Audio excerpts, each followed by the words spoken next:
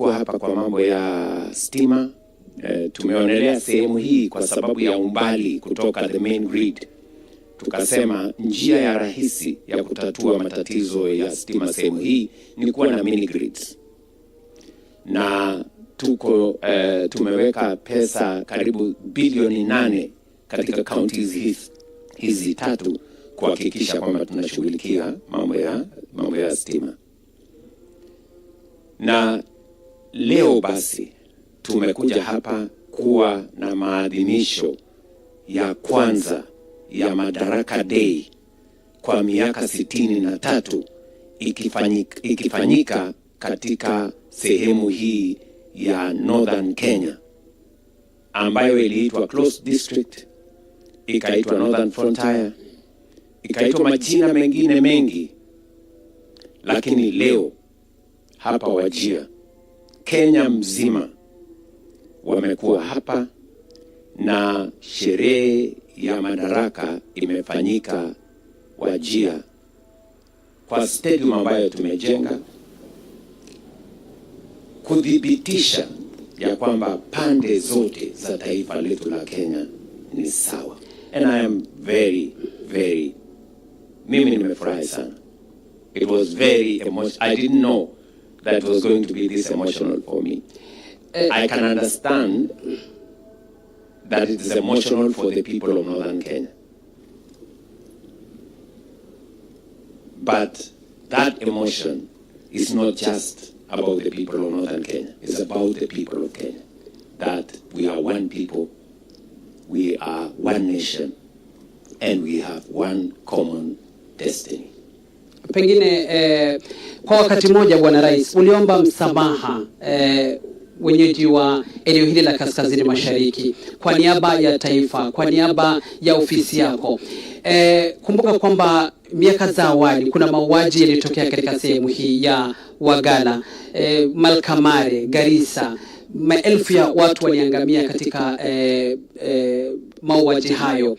Unaweza wapa wenyeji wa sehemu hii matumaini labda serikali inapanga compensation au wataweza kulipwa fidia yoyote, Bwana Rais?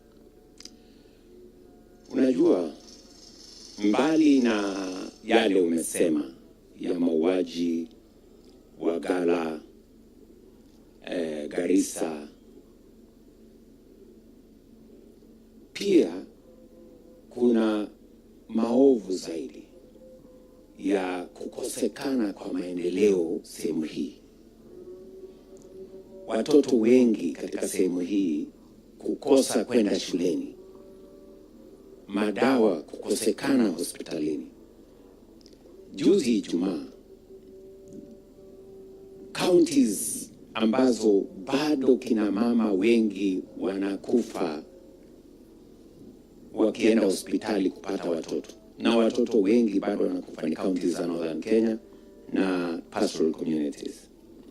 So ile nimeomba msamaha hapa ni kwa sababu serikali ya Kenya, na nikisema serikali ya Kenya nasema serikali ya Kenya tangu tuwe taifa huru haijashughulika ipasavyo kwa usawa kwa watu wa sehemu zote, especially ilikuwa ni makosa wakati huo, ni makosa wakati huu, na itaendelea kuwa makosa kama tutaendelea hivyo. Na nikasema ya kwamba yale ambayo yako nyuma yetu tunaomba msamaha kwamba yalifanyika kukiwa na serikali ya Kenya. Ya muhimu ni kwamba leo tunaibadilisha. Leo tunahakikisha kwamba uraia wa Kenya ni kwa Wakenya wote kwa usawa. Maendeleo katika taifa letu la Kenya ni ya Wakenya wote kwa usawa. Na hivyo ndivyo itakavyokuwa. Na hatusemi hivyo kwa maneno, tunasema hivyo kwa vitendo. Yanaonekana the last 3 years, kwa miaka mitatu imepita, nimedhihirisha ya kwamba usawa inawezekana, na sio lazima sehemu moja ya Kenya ikose ndio sehemu nyingine ya Kenya ipate. Sote tunaweza kupata. Housing inaendelea kila sehemu ya Kenya. Market inaendelea kila sehemu ya Kenya. Ujenzi wa barabara inaendelea kila sehemu ya Kenya. Stima inaendelea kila sehemu ya Kenya. Elimu ya watoto wetu inaendelea katika kila sehemu ya Kenya. So ile mawazo ya zamani kwamba ili wale wapate lazima wengine wakose, haya ni fikra duni, ni fikra ya viongozi ambao hawana maono, ya kutosha kuendesha taifa lote la Kenya, kwa usawa. So kwa watu wa Northern Kenya, ile msamaha kubwa tutafanya ni kuhakikisha ya kwamba sehemu hii inapata haki yake ya maendeleo, haki yake ya kushikamana kama taifa. Wananchi wa hapa, uraia wao usiwekwe tena katika mizani ama katika taswishi. And that I commit. Halima. Thank you very much, Mr. President. We really appreciate the program of the road, especially the removal of the annuity program. You have said we will start soon. How soon is that? Because it is the wearer of the shoe who understand the importance of that road and for the people of Northern Kenya. My second question is, as today we celebrated Madaraka Day, you have seen how our students performed very well if given opportunity. But still in Northern Kenya, we are lacking in terms of infrastructure in our schools. And what is your government doing to bridge that gap in terms of infrastructure? Thank you. I agree with you, Halima. The school kids were phenomenal. They were awesome, to say the least. I mean, those kids were just out of this world. And they confirm that all our children deserve the best from us. And we should never, ever discriminate against any part of Kenya, because those children are innocent. They want a future like their colleagues everywhere in Kenya. And that is precisely the reason why I sat down with the leaders of this Northern Kenya.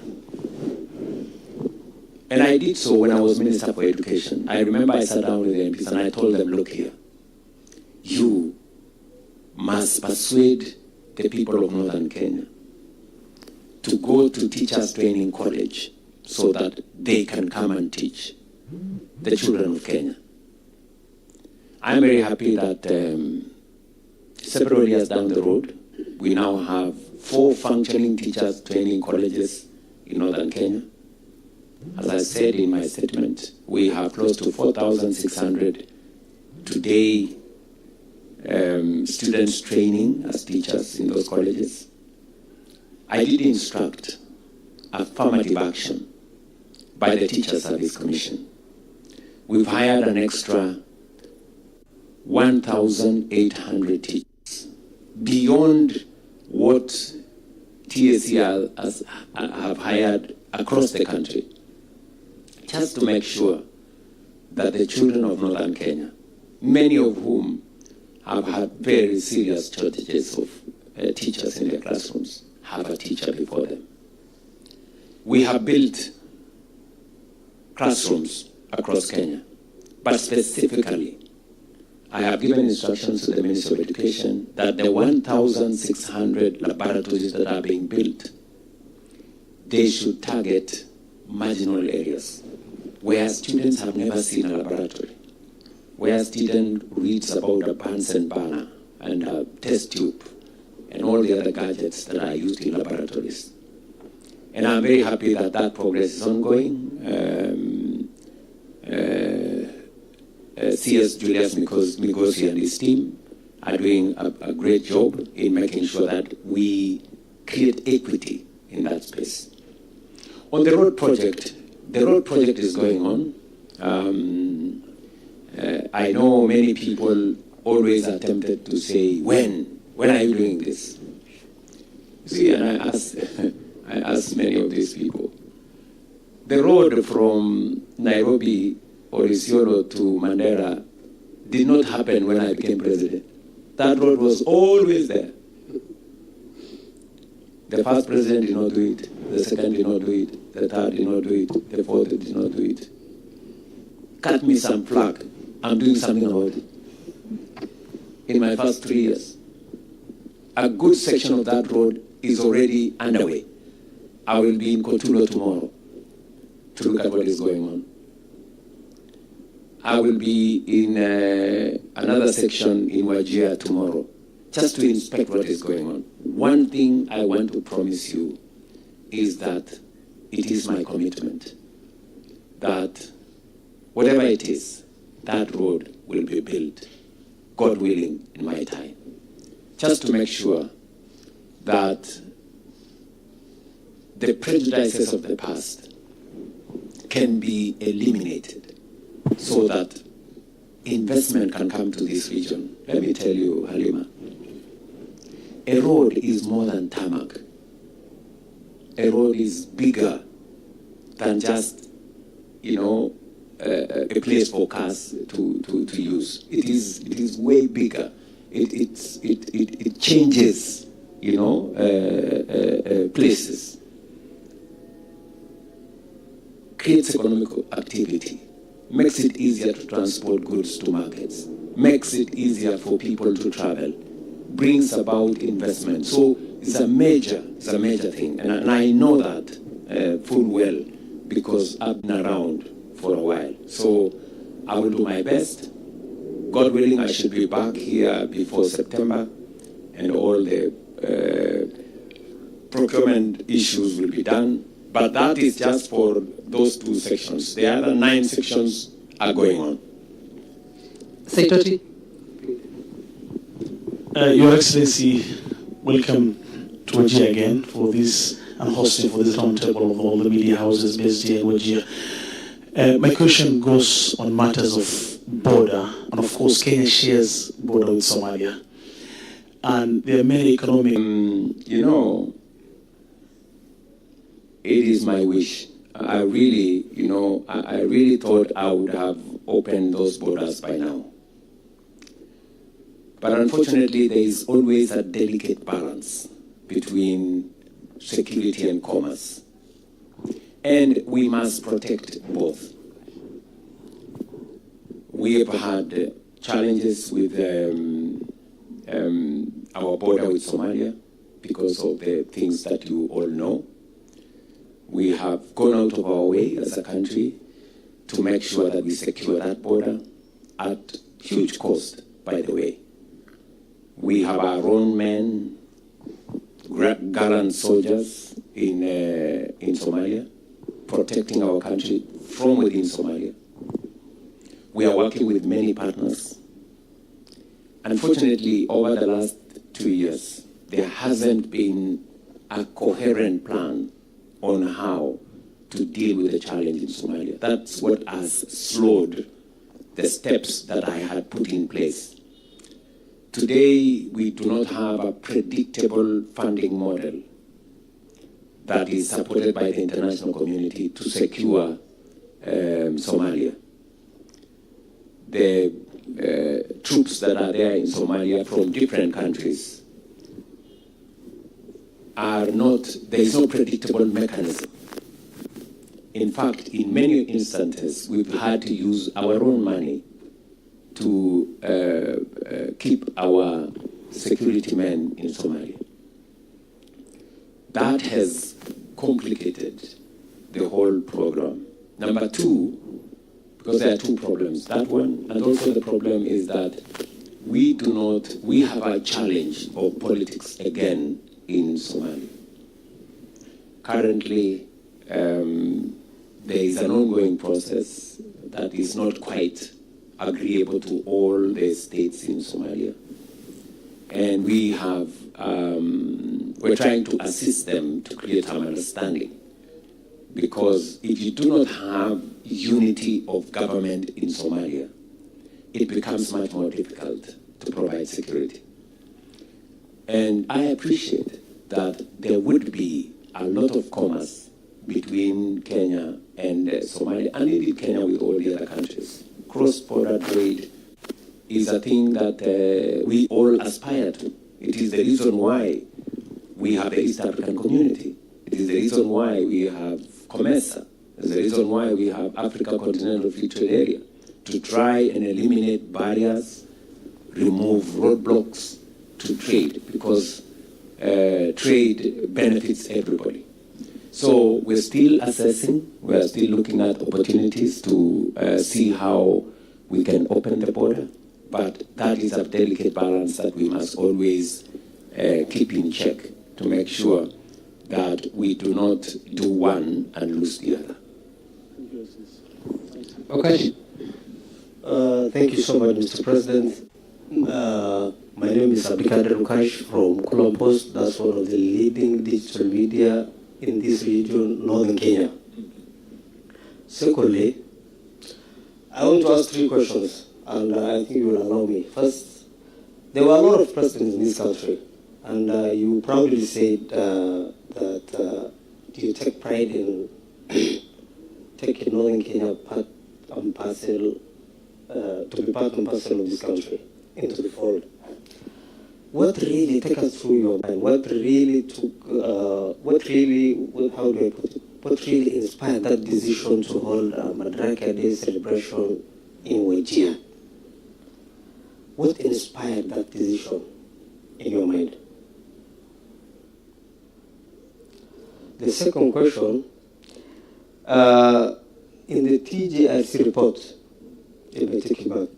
the report called for 3 things: a sweeping institutional reforms, widespread reparation for the victims, and an apology. We have the apology.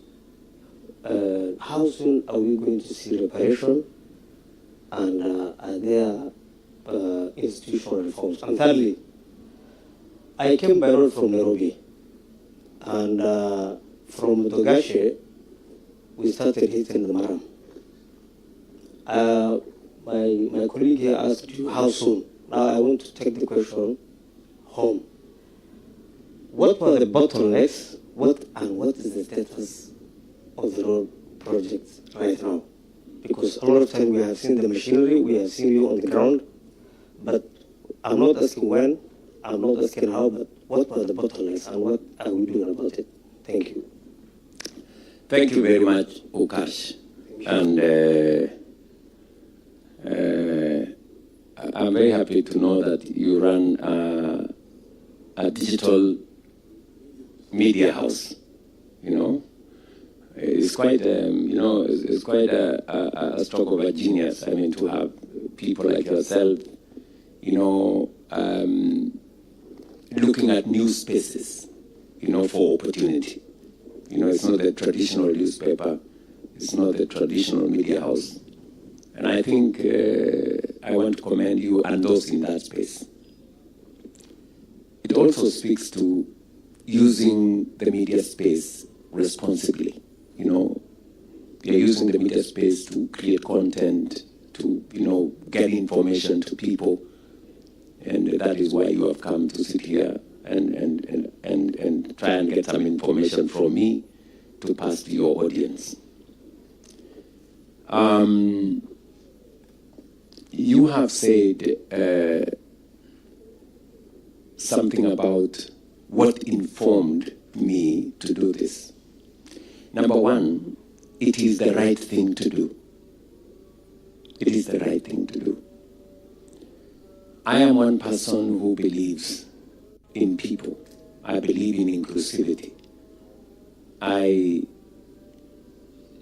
have worked with every community in Kenya. I think I am one of the politicians in Kenya that can go to Nyanza and there is a relationship between me and them. Western the same, Central the same, Northern Kenya the same, Coast the same. And in my place as president, in my place as the leader of this nation, I have the responsibility, unique responsibility, to be the father of the nation. And that comes with huge responsibility. It means you have to think about every part of Kenya in a way that a father thinks about their children. And you have to balance, and make sure that none of the parts of Kenya, no community in Kenya feels they don't belong.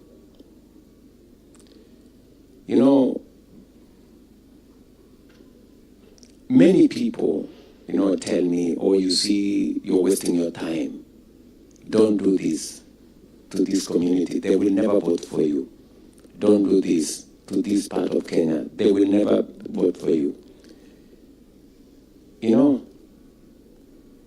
I am not doing things for people to vote for me. I am doing them because I am the president of Kenya. They do not have another president. And I am doing them because it is the right thing to do. Some of the things that I do, Okash, are not very popular. But I do them because it is the right thing to do. People may not appreciate today, maybe not tomorrow, maybe not next year, but one day they will know that it was the right thing. I will give you an example. And just so that I contextualize what you have asked me. When I drove the program of housing, and there was the housing levy that created the housing fund, it required contribution of 1.5% by every Kenyan and 1.5% by their employers. And it was a difficult thing, So many stories were said, this man is a Sakayo, I don't know what, those things. But today, 3 years down the road, every part of the Republic of Kenya is changing.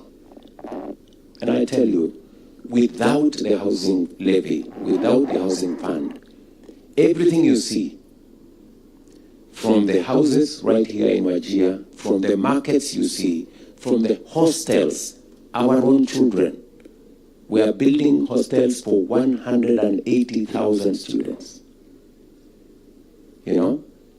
So that is what changes a nation. The right decision changes a nation. And so that, to put it in context, what informs my righting the wrong that was done to the people of northern Kenya is because it is the right thing. Up to now, there are people who are questioning me. Why are you doing this? Why are you building a big road for 100 billion to nowhere? There are people who think like that, even up to now. There are people even who are questioning, what is so special about, they're even saying a stadium in Wajir is the wrong priority. Because people cannot see beyond what is popular. People cannot see beyond what is convenient. Yeah. There are people who are still even questioning me. You see, why did you remove vetting? Terrorists are going to be to get Kenyan ID cards. Such pedestrian thinking. And those are the things that requires a leader who is not chasing after popularity. A leader who is not seeking votes at every moment, but a leader who is ready and willing to make the decisions, who has the courage to do the right thing, even if it doesn't have instant gratification. So that is the reason why I am doing this for Northern Kenya. Other presidents had an opportunity to do it, but I have decided that it is in my time that I want to do this. It is the right thing for the people of Northern Kenya. Number two, you have said about the TJRC, and it's talking about reparation, it's talking about all the things that need to be done. As I told you, Rome was not built in one day. Yeah? We've had a new constitution for the last now 15 years. But at least the journey towards correcting the wrongs of the past has begun. Northern Kenya is getting what is due to them in terms of the education of their children, the development of this region, whether it is in roads, whether it is in electricity. We're working on water and all the other things that this region deserves. We are on course. We are correcting the discrimination on issuance of IDs, and we are making the steps. I am very confident that in due time, we will finally, do what is right in full to the people of Northern Kenya. On the matter you have mentioned about the road, I agree with you that did you at any one time use part of the road that's already built? I wasn't fortunate enough. Yes. I would suggest that you do. And I would suggest that you come with me tomorrow to Kotulu. Am I invited? Yes. You can count what I have said as an invitation. Thank you so much. So that you see part of the road, part of the sections of the road that we are working on. And I am very proud of it. It is phenomenal what's going on. The section from Morugashe, I am briefed by the ministry that the consultant will be appointed this month. The procurement will happen next month. And God willing, by August, latest September, we will come and with the contractor to begin the works. That is both on the two sections, Morugashe to Samatar and from Ramo to Mandera. And I am very persuaded about it. We had to terminate the contract, the annuity contract that was there. And to avoid legal problems, you have to take it through a process. And I think that's what took a while. Of course, some of the sections, some contractors also brought issues that there wasn't enough security.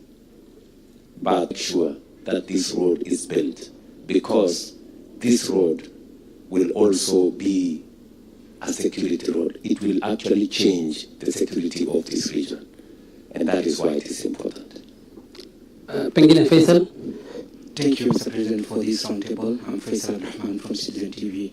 I have two questions. The first one is about inclusivity. You have many times emphasized on inclusivity, Mr. President.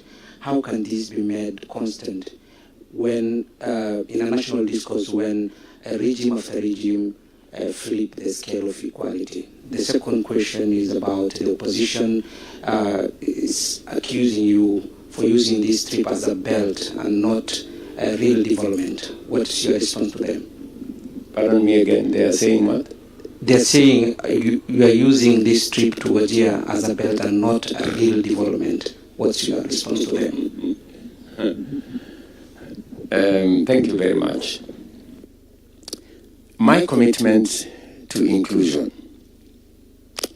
goes beyond this trip. It goes beyond northern Kenya. When I had the opportunity,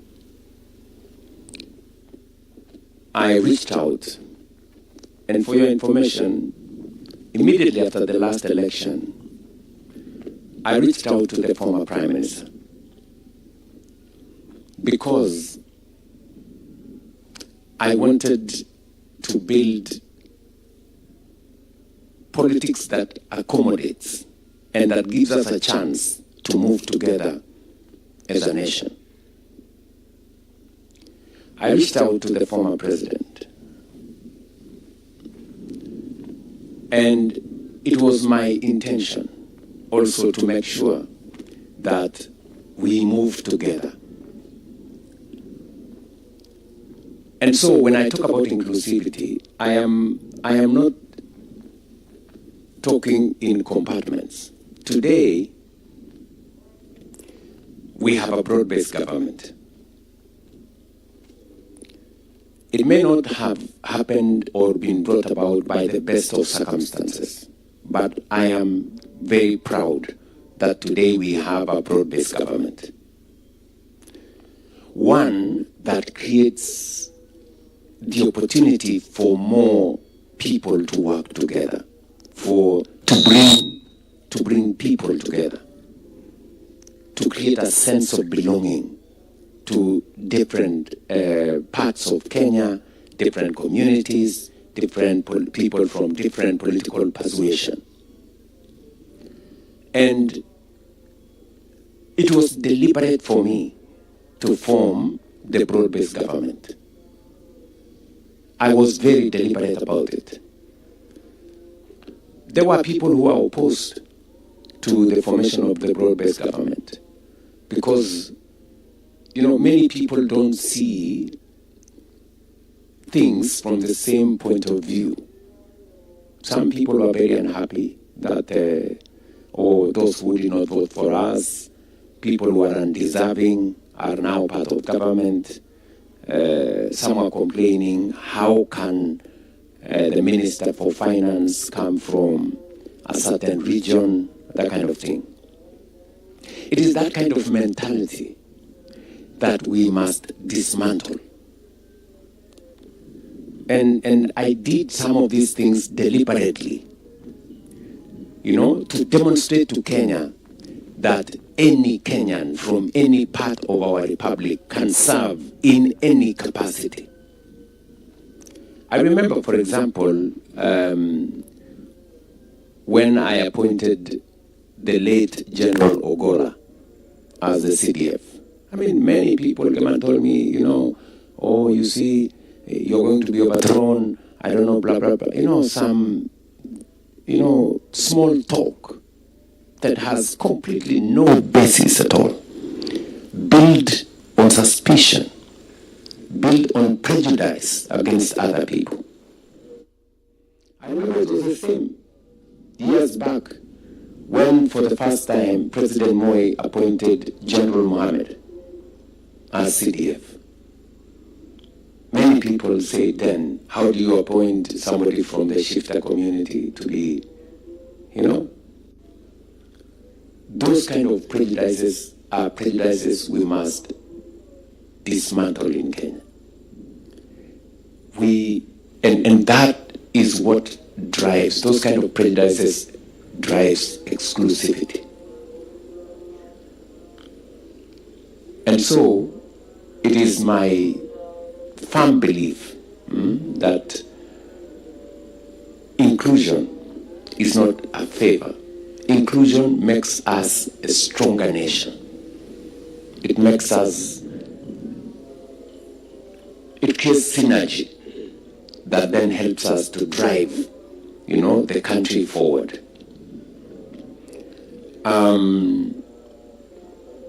As for those on the other side, they are entitled to their opinion. I don't do things, and I have never done things for convenience or to push a political agenda. What I do is that which I believe in me that is right for Kenya. My friend, it's not always that one becomes president of a country. It's the highest honor anybody can be. And therefore, I don't take it for granted that a person with not so much background like me today is the leader of a great nation like Kenya. So I take it very seriously. I take it very seriously. You know, many people think I do more than what a president is supposed to do. I show up in too many places. You know, many people accuse me sometimes of being micromanaging things and those kind of things. Well, that's their thinking. But for me, I take this responsibility very, very seriously. I take the fact that I am the leader of this nation very seriously, and I apply my mind to it. I deploy my energy. I do everything that I can to make sure that I move this country to the next level. And by the way, it's happening. This country is moving.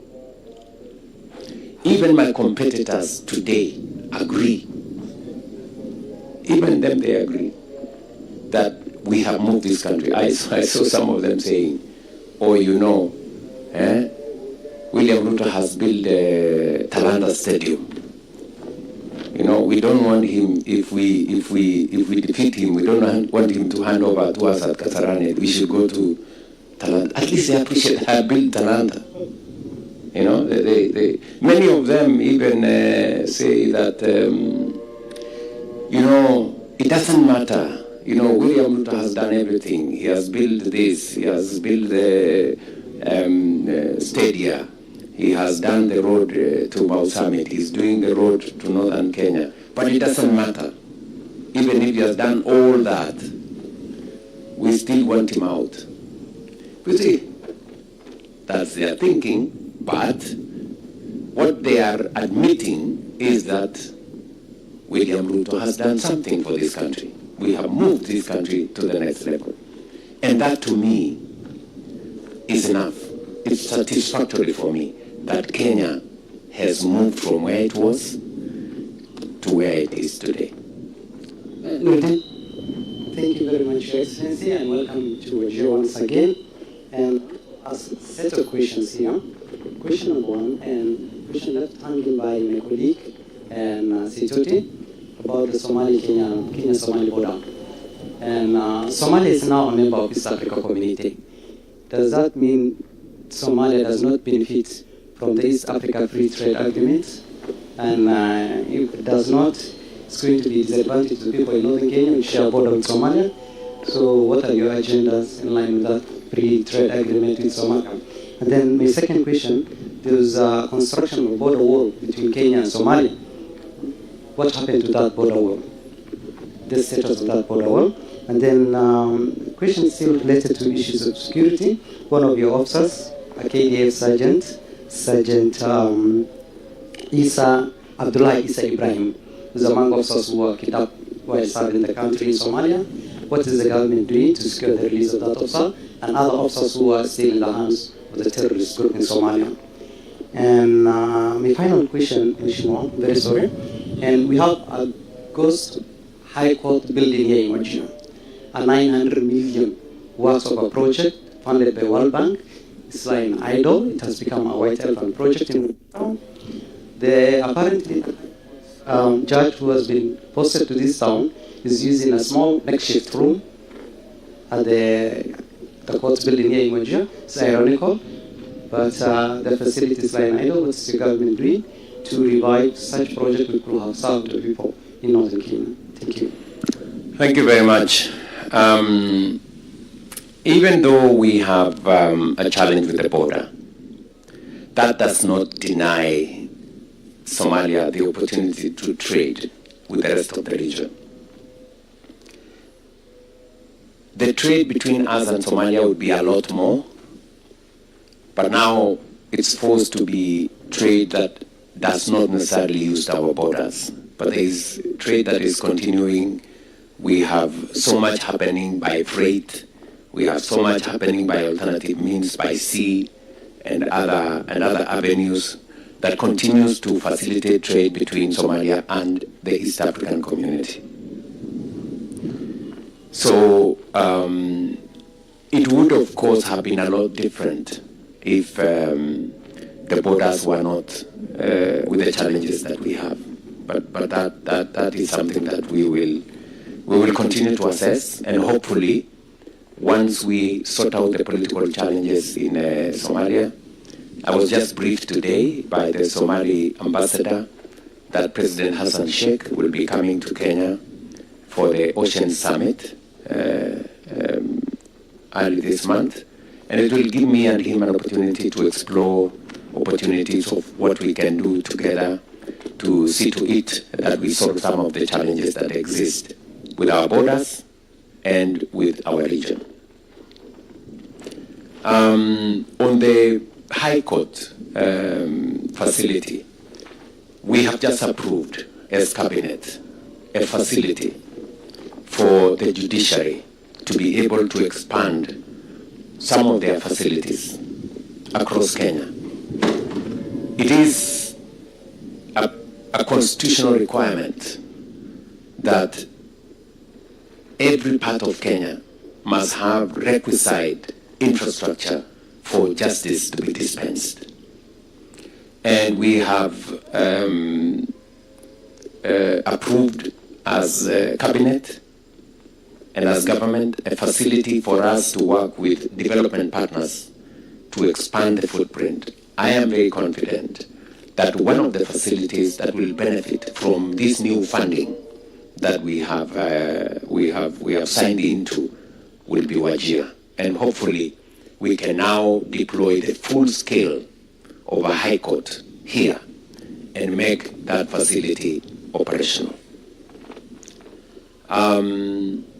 You asked me about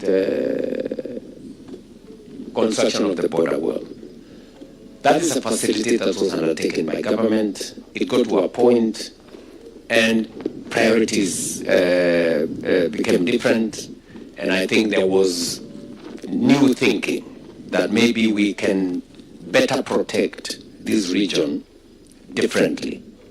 And we now have a dedicated unit that from the military that is assisting and working in a multi-agency framework to secure that region.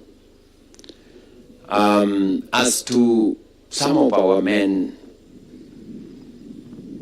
military officers, you know, for example, we have some missionaries from one of our countries that also were captured right here in Kenya and taken across. So we are using all channels available, diplomatic channels, intelligence channels, and all other channels to make sure that we secure the release of these citizens. And we will continue to work with the international community. We will continue to work with the government in Somalia and all other actors, and with the support of friends from across the globe, the United States and others, to help, diplomatically secure the release of these citizens, some of them citizens of other countries that were caught up in these challenges. So we will continue to explore opportunities. There are some that we have secured their release. There are some that we are still pursuing channels for their release. And we will continue to work with everybody to achieve that. Bwana Rais, tukimalizia labda sasa ndio tunafika tamati mwa mahojiano haya. Wengi wamezungumzia tu swala la Wajir Stadium katika eneo hili la Wajir. Pengine katika siku mbili uliokuwa katika sehemu hii, unaweza tu tujengea taswira labda sehemu zipi ambazo umezuru na labda ni maendeleo gani mengine umeleta katika eneo hili la Wajir? Asante sana. Unajua, kabla sijafika hapa jana nilikuwa hapa Swen. Pale hapa Swen tulikubaliana na wananchi wa hapa Swen ya kwamba pale mjini kulikuwa na matope nyingi sana. Tukaweka pesa ya serikali karibu shilingi milioni 600 kujenga barabara za mji wa hapa Swen, kilomita 7. 5 zimekamilika. Nilipitia huko kuziona jana, na zingine zinaendelea, na nimewahakikishia wananchi wa hapa Swen ya kwamba barabara kubwa ambayo itajengwa sasa, hiyo corridor ya Northern, ndio itapitia hapa Swen town. Ile barabara ambayo tujafanya pale ni kwa sababu hiyo ni baadhi ya barabara zitajengwa na ile Northern corridor ambayo nimezungumzia hapa kwamba tutaianzisha. Nilipitia pia hapa Swen kwa sababu ya mambo ya stima. Pale tumeweka mini grid ambayo ni hybrid, ambayo tumetumia karibu milioni 700, nimekuja kuifungua. Itafikisha stima kwa manyumba ya wananchi karibu 8,500. Na hiyo ni awamu kidogo. Wajir South mzima tunatumia 1.1 billion kuunganisha stima kwa wananchi wa Wajir South. Pia tulikubaliana na wao kwamba tutawajengea soko mpya ya milioni 150. Tutawajengea affordable housing, imefanywa kandarasi. Nyumba 400 zitajengwa pale. Na vile vile tumekubaliana ya kwamba hostels ya TVET tayari tumepatiana kandarasi, ndio watoto ama vijana wanaosoma katika technical training college yao waweze kupata makazi. Vile vile nilikubaliana na watu wa hapa Swen ya kwamba ile airstrip iko katikati ya town, tutakubaliana na wao tuiondoe nje kidogo ndio tuweze kuwajengea tena upya. Baada ya hapo nikaenda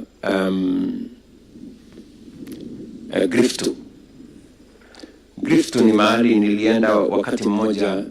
Nimeenda kule mara nyingi, lakini wakati mmoja nilianza kwenda pale nikiwa waziri wa kilimo, na tulianzisha pale college ambayo nimefurahi ya kwamba sasa tumeinua. Miaka 4-5 hivi iliyopita tulitoa pesa ya serikali karibu shilingi milioni 300 to upskill the livestock training center in Griftu. Na nilienda pale kwa sababu ya kuupgrade hiyo college na vile vile kujenga barabara za pale mjini. Nilienda kuzianzisha kwa sababu tunajenga barabara kilomita 10 kuunganisha ile barabara kubwa ambayo inaenda Moyale na watu wa Griftu, na kujenga town ya Griftu iwaje kuwa ni mahali ya vumbi na matope, ianze kukaa kama town. Saizi inakaa kidogo kama kijiji. Lakini that's what I went there to do. And I have many other projects that are going on. Kuna miradi mengine mingi. Kesho nitakuwa Eldas. Kuna barabara naanzisha kule Eldas. Kuna mradi wa maji ambayo ninaanzisha kule Eldas. Na vile vile nitaenda Kutulo kwa maneno ya barabara ya sehemu ile, na pia kufungua mambo ya stima ambayo tumekamilisha katika sehemu hiyo.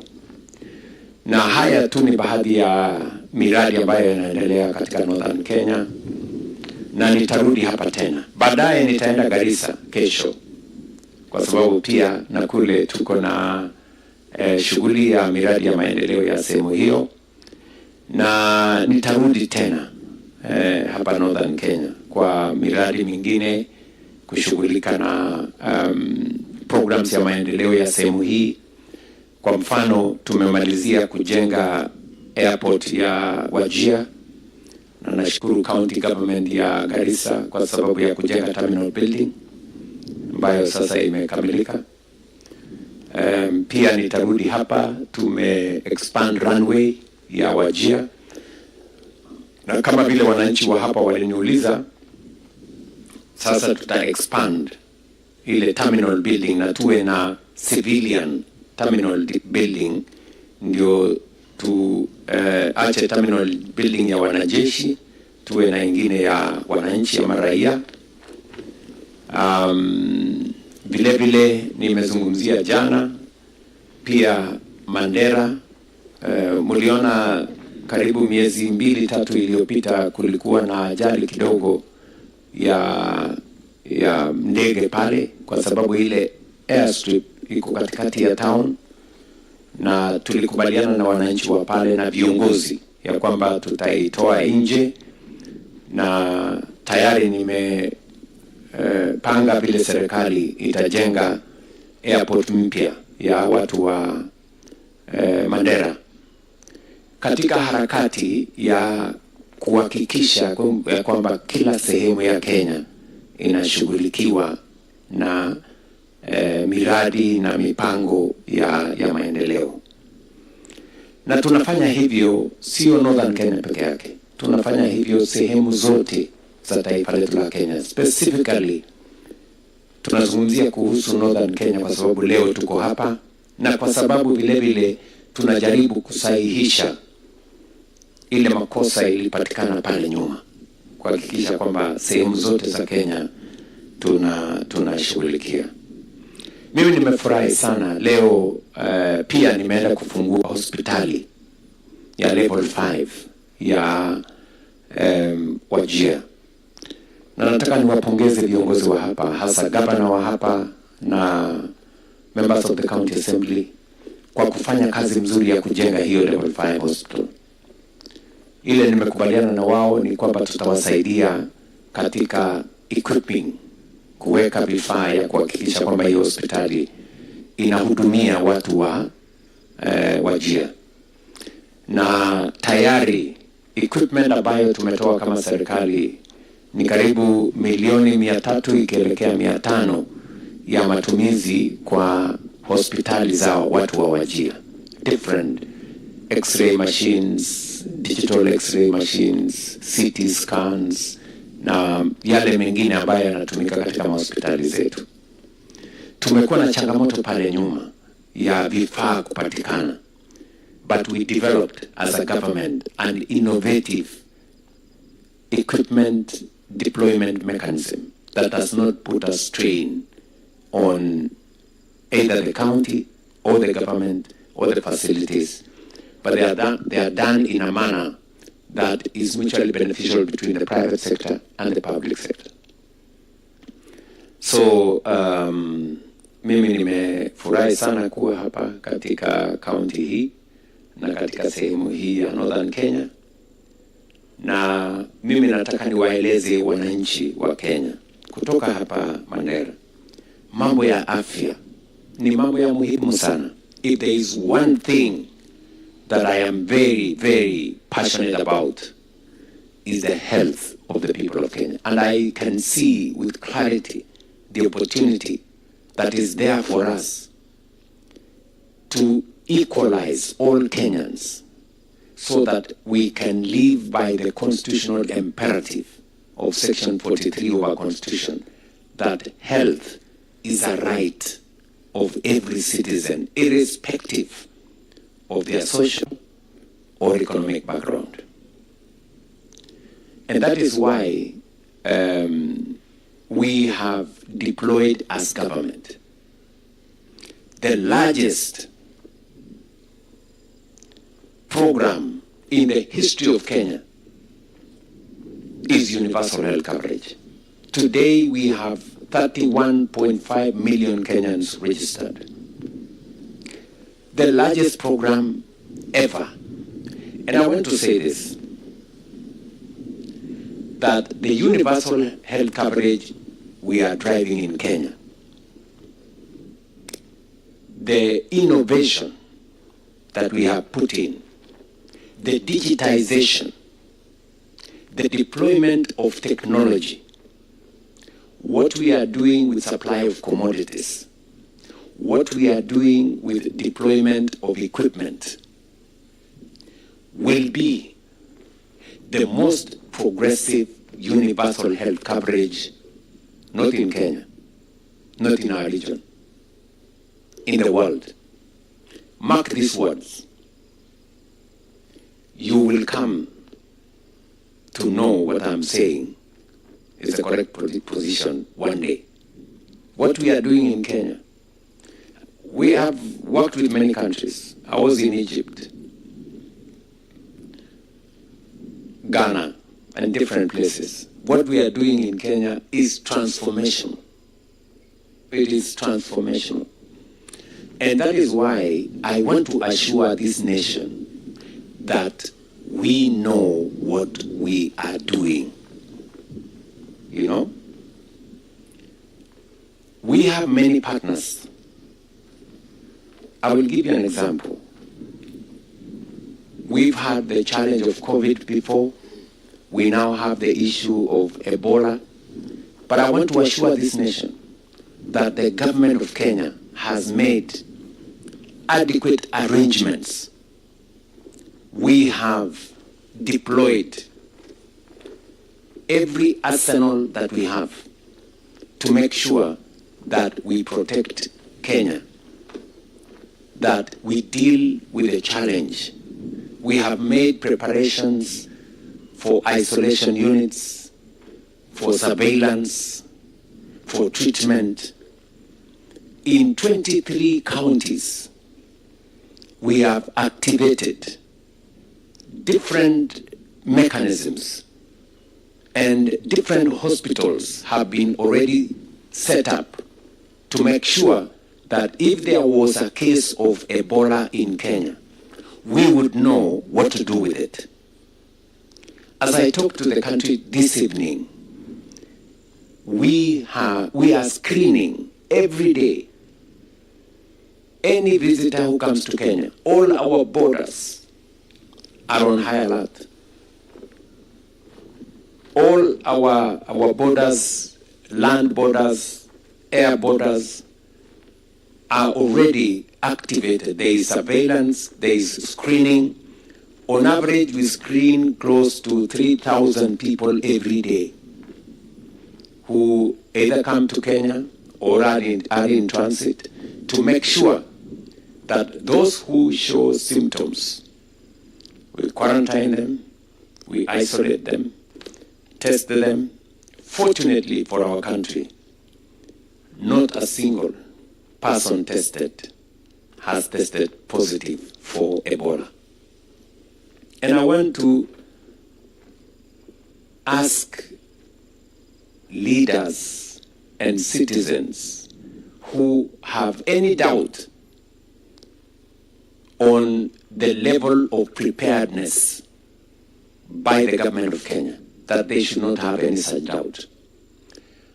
Our partnership with our friends, the American government, is a partnership that is mutually beneficial to us and to them. When President Trump asked the government of Kenya to support them by having a center in Laikipia Air Base, I gave the okay because it was an agreement and a partnership with friends who have worked with Kenya for 30, 40 years. the American government has supported us. They have deployed huge resources in Kenya to work with us on HIV/AIDS, to work with us on other diseases. They worked with us on Ebola. In fact, KEMRI was one of the institutions that worked on research on the vaccines for COVID, because we have a solid partnership with America and other partners. So the facility that is at Laikipia Air Base is not a facility different from all the other facilities that we have across Kenya. We have 23 other facilities set up in Kenyatta Hospital, in the police hospital in Nairobi, in Moi Teaching and Referral Hospital in Eldoret, in Kenyatta Hospital in Thika, in Alupe Hospital in Busia, and in many other areas.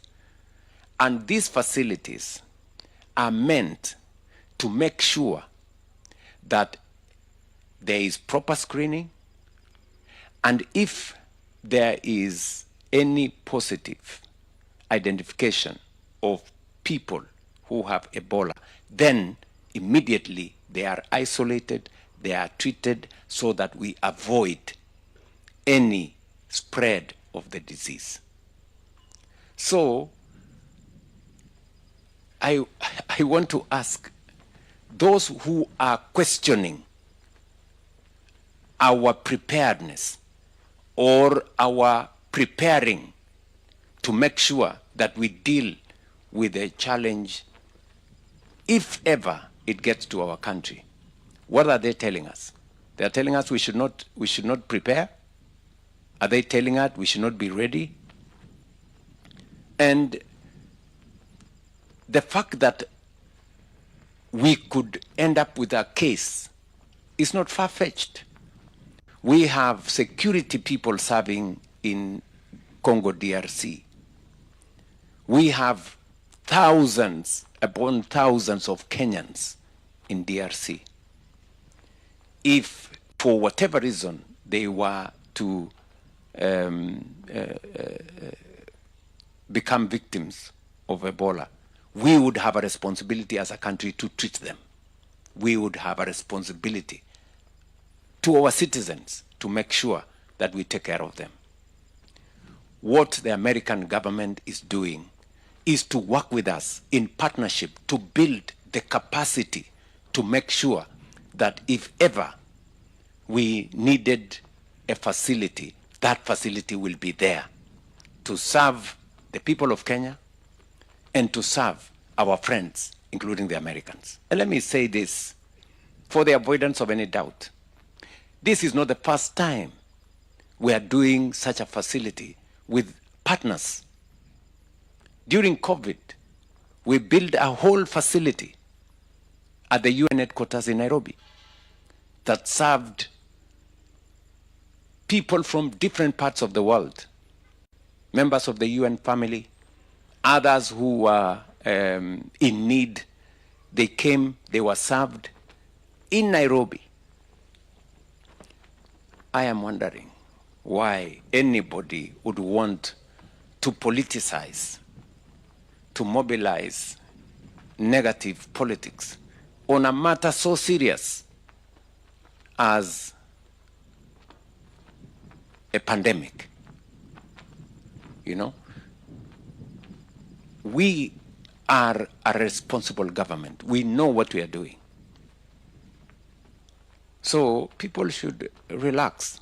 You know, politicians should avoid reckless, unnecessary talk that doesn't mean anything. I am very confident about what we are doing as a country. I can assure the people of Kenya that the agreement between the government of Kenya and the American government is for the good of our country and for the partnership that friends like the American government have demonstrated to us over time. They have deployed huge resources. They've given us a grant of close to 200 billion Kenya shillings to support the building of our health infrastructure. They've done it before. It's not the first time. They're doing it again because that is the nature of international solidarity. That's the nature of friendship and partnership with people whom you share common values, like the way we do with the American people. So I say this just to make sure that anybody who wants to know what it is, this is from me.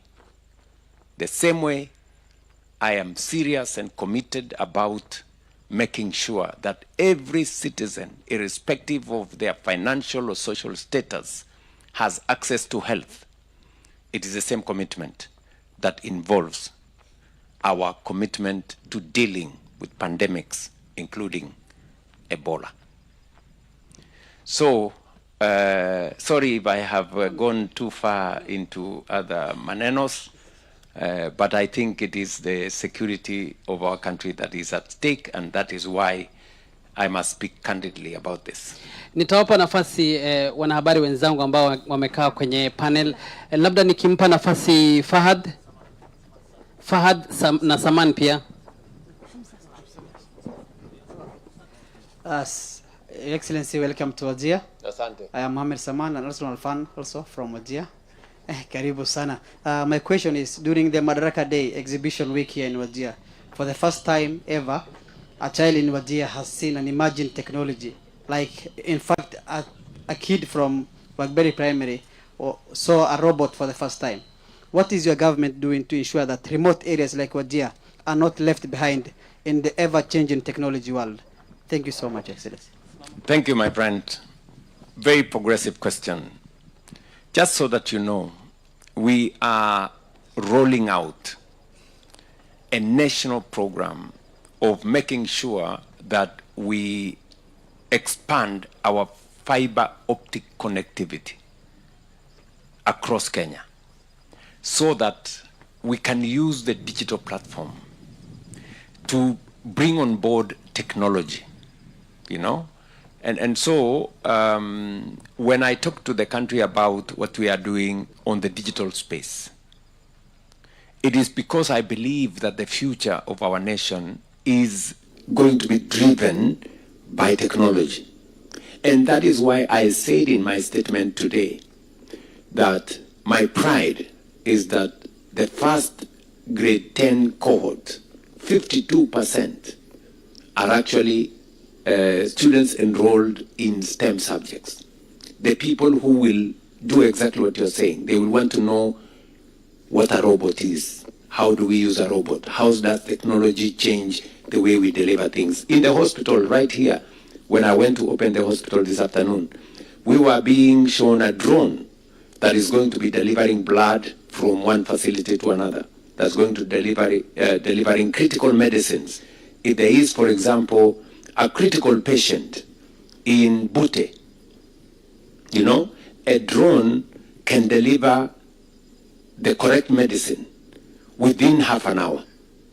If you were to use the road, you would maybe possibly take 3-4 hours, you know. So we are making it easier to save lives, you know, to serve people much more faster, much more efficiently using technology. And that is why we must, for pupils, to create pathways for them to be able to do STEM subjects that will give them the possibility to deal with the technology you are talking about.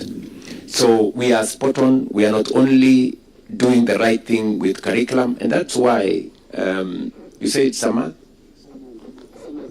Saman. That's why I am a great believer in competence-based education. You know, for a very long time, we took kids to school to pass exams. You know, that's not all, because all our students are not gifted the same.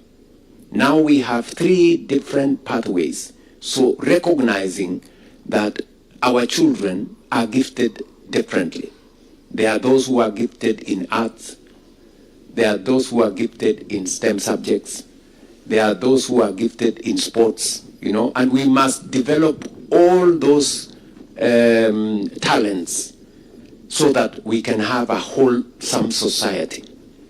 And that is why I was saying today in my statement that it is now clear to us that if 52%, and our intention is to drive it to 60% of our students, we will now be developing students who are not only good at passing exams, they will do critical thinking, they will do problem solving, and then they will be able to leverage on technology to be able to make our country better. Remember, I have said that no society can progress beyond its capacity to think. You know, if it's the knowledge we are building, how do we create new knowledge? It's through education, training, and through research. So I quite agree with you that no part of our country is going to be left behind. That's why we are changing the curriculum. We are making sure that we mainstream that curriculum, and we are deploying technology. You heard me say we are building workshops and laboratories, 1,600 of them, in largely remote areas, part of them in this part of the world, to make sure that we expose our pupils and our children to the right learning tools for them to be able to participate meaningfully in driving the nation into the future. Labda swali la mwisho kutoka Mandera. Thank you. Good evening, Mr. President. Welcome to Wajir County. There was a question that you have previously asked. Olisema, when you formed the government, you had reached out to the former president, His Excellency Uhuru Kenyatta, and the late former Prime Minister. What did the former president say about that? Did he agree to work with you for the betterment of the nation?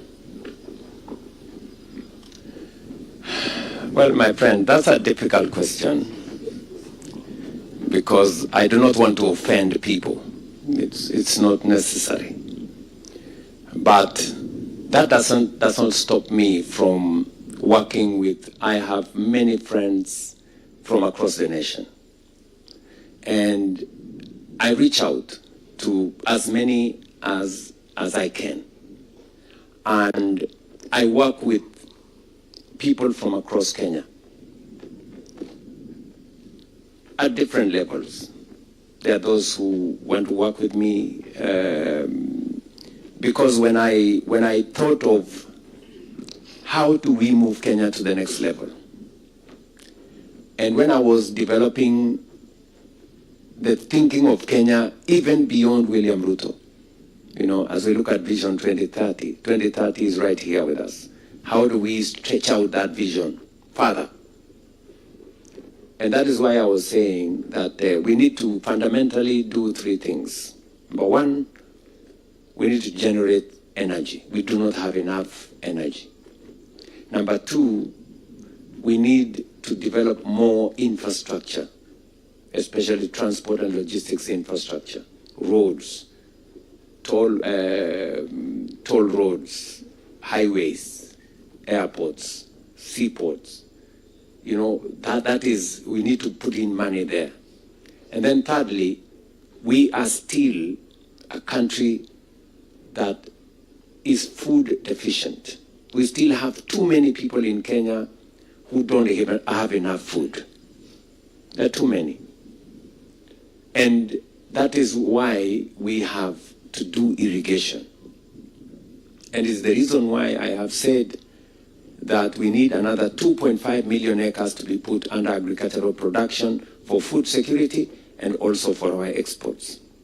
And that is how this region comes into the equation of food security, whether it is livestock or crop agriculture, this region through irrigation will actually be the next frontier.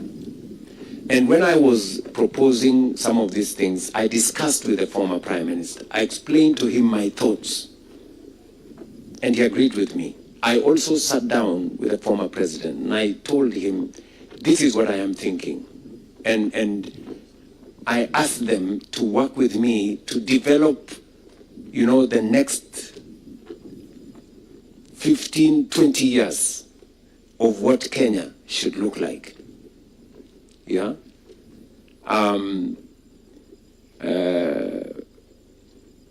We will continue to work with everybody who wants to work with us.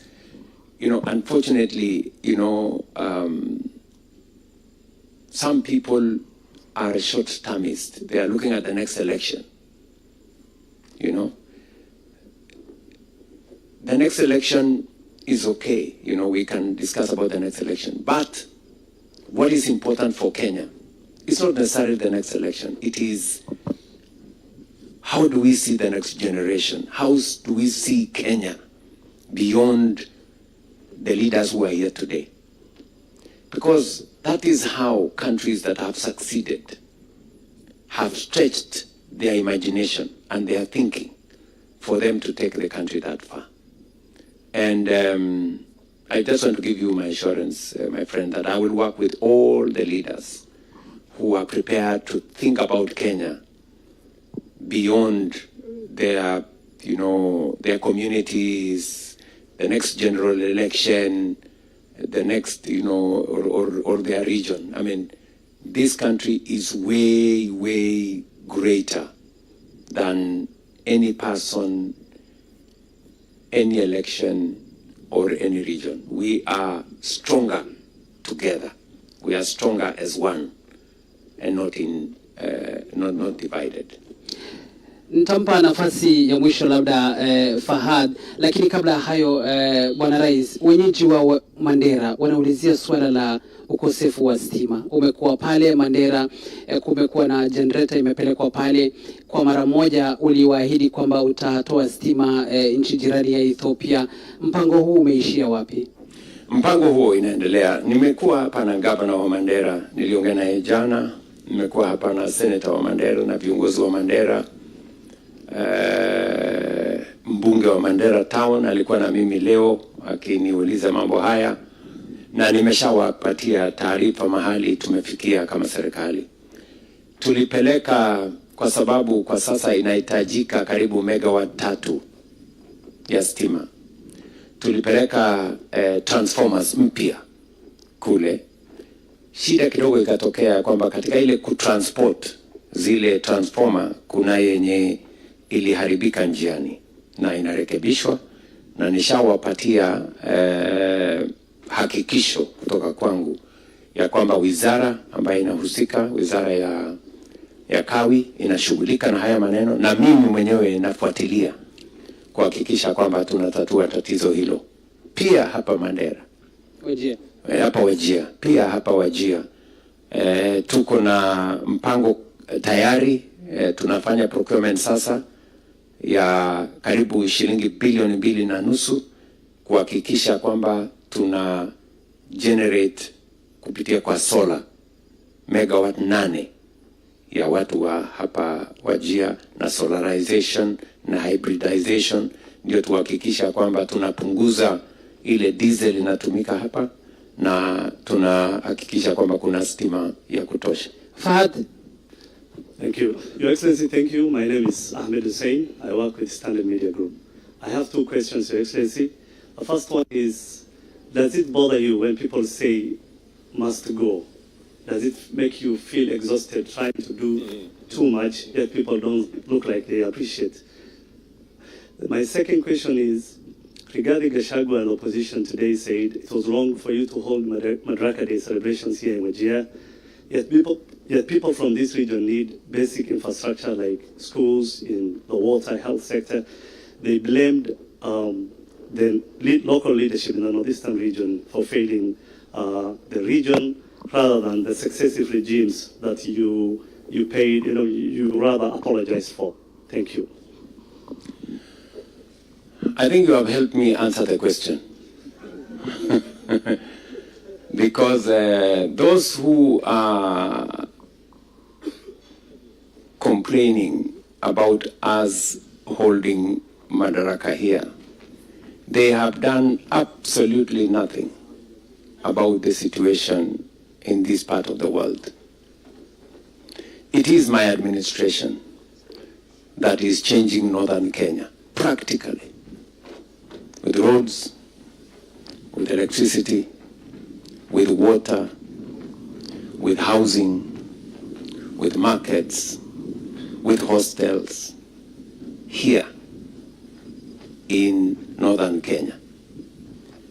And it just confirms to you that those people have no vision, they have no plan, they have no agenda. They have nothing to offer except criticism for the sake of criticism. And they will blame everybody except their own ignorance and their own incompetence. When those people had an opportunity to lead, they did nothing about northern Kenya. Absolutely nothing. Some of them have been in leadership for long. Right? So I don't think we should bother ourselves with those ones. Those ones are just wasting our time. And must go, must come, must do whatever. That's the beauty of democracy. You can say whatever you want. You can chant whatever you want. One time, Kazungu and all the others. But they don't bother me one bit. Because, bottom line, the people of Kenya will assess every leader on account of their track record, of their vision for the nation, and of their plan for the future of Kenya. Kenyans listen. You know, when I talked to the people of Kenya in the last election, and I told them I was going to do this about the economy, I was going to do this about agriculture, I was going to do this about education, I was going to do this about health. I talked to them about housing. Today, I can face the people of Kenya and tell them, when I told you about the economy, I have sorted out inflation, I have dealt with exchange rates, I have dealt with interest rates, and today we have saved more money than ever. I can face the people of Kenya and tell them, I told you something about agriculture, that I was going to change agriculture. Today, I have transformed agriculture. Fertilizer prices have come down. We have removed cartels in the sugar industry. We have removed cartels in the coffee industry. Today, farmers are earning more money in sugar, earning more money in coffee.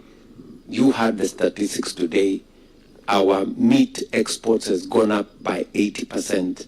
Our dairy product has gone up from 4.9 billion to 14 billion shillings. So I have transformed agriculture, and I am ready for the exam on what I committed and what I have done. I made a commitment that I was going to sort out health. Today, from 8 million people in NHIF, we have 31 million people. From the monies that were being disbursed by NHIF, close to maybe 25, 30 billion shillings a year. Today, in 1.5 years, we have disbursed 150 billion. 3 or 4 times that used to be done by NHIF to our health facilities. Yesterday, just yesterday, SHA disbursed 12.7 billion Kenya shillings to all our facilities in Kenya. When I told the people of Kenya we were going to have a housing program that was going to bring dignity, today Kibera is changing I want to challenge you to go to Kibera. Just go to Wajir here. See what housing is doing to our skyline. See what housing is doing to our markets. See what we are doing in our hostels. So, my housing plan was not talk. It wasn't just promise. Today, I can face the people of Kenya and show them what I have done. I told the people of Kenya I'm going to change education. We had problems in CBC. You know, we had problems in teacher recruitment. We had big problems in funding model. Universities were closing down. Today, that has changed. Today we have competence-based education. It's working. Today we have hired 100,000 teachers, the highest in the history of the Republic of Kenya. Today we have a university funding model that is getting our universities out of insolvency. That is the kind of track record Kenyans will vote for. And every leader should be able to put their track record on to the people of Kenya, you know. So that's how you transform a nation. You don't transform a nation by, you know, must go, one thumb, and all the other sloganeering. That is, in fact, what has stalled this nation. As Korea moved on, as Singapore moved on, as other countries moved on, we were stuck in leadership that does not have a plan. I want to ask you, my good brother, those people, I will challenge them to come and compete with me on my track record, my commitment to the people of Kenya, and the plan I have for this nation. And the people of Kenya are going to judge which leader has a better plan than the other one. Kenyans are not going to judge anybody on account of how much you shout one slogan or the other. They are going to want to know, how is Kenya going to change? How are our children going to go to school? Which opportunities are we creating for our young people? How are we creating wealth? How are we dealing with poverty? And how are we dealing with insecurity and all the other things that challenge our nation? So don't worry about those people. We will deal with them at the right time. Shukran sana Bwana Harris. Naona kuna maswali mengine, lakini hapa pia kwa upande huu napelekwa mbio kidogo. Tumeshukuru sana muda wenu watazamaji kwa kutizama mahojiano haya moja kwa moja kutoka eneo hili la Wajir. Na bila shaka rais alizungumzia mambo mengi, yakiwemo kuzungumzia au kuangalia upya swala la Wagala Malkamare, na bila shaka mauaji ya Garissa. Baadhi ya mambo ambayo amezungumzia pia ni mpaka wa Kenya na Somalia, na amesema kwamba tutazidi kuzingatia hali hiyo japo si wakati sahihi. Kwa hivyo nitampa mwenzangu labda Faisal akimalizia. Ngenipatia kidogo one time. Gender equality. Mr. President, we cannot talk for 1.5 hours without discussing the marginalized groups. And we haven't discussed. So please, the article of the Constitution, the Article 54, gives employment 5% to people with a disability. And as a country, we are at 2%, which is very unfortunate. So as your administration, what punitive measures are you putting in place so that people with disability are inclusive in all employment, whether government or public institution? The other thing, Nyota Fund has really supported our youth. Do we have empowerment program for people with disability? Thank you. Thank you very much, Halima. And just to assure you that the issue of inclusion is not an event. It is a deliberate process. You know, it will not happen in one day. And I agree with you, maybe we need to do more. In fact, as part of driving affirmative action around marginalized groups, I have set up an office right in the presidency to drive the inclusion agenda, especially of marginalized groups. We are seeing how we can extend more bursaries, you know, to the marginalized groups. We can extend more opportunities. And maybe that is something that I will take home as some homework for me to work on it, so that we can accelerate it. We can accelerate it more. And on the last issue about empowerment of the same categories of Kenyans, it is still what I have told you, that it is work in progress, and that's why I have asked the head of public service to personally lead that exercise, so that we can bring on board people who feel they are not part of this equation. Even as we do what we are doing in northern Kenya, we must do it also for all the other marginalized sectors of our society. But allow me, because of time, to say I'm truly grateful. Thank you very much for taking your time to listen to me. I know there are many listeners out there, people from different parts of Kenya. I want to tell the people of Kenya that Wajir is a great place. It's a wonderful city. And because what I have seen here, as I have done in the past, you know, there are great opportunities for people for investment in Wajir. I want to encourage investors to come and invest in this part of Kenya. We will, as I promised today, we will be working on building a university here that is going to harness the rich history of this county. A county or a town that was set up in 1912 is one of the oldest towns that we have in Kenya. And so I want to encourage more people to travel around Kenya. Let us sample our country. Your village is good, but maybe you want to discover the next village. And you might find that there is something to share across Kenya. So asanteni sana, nawatakia heri. Thank you, good people, for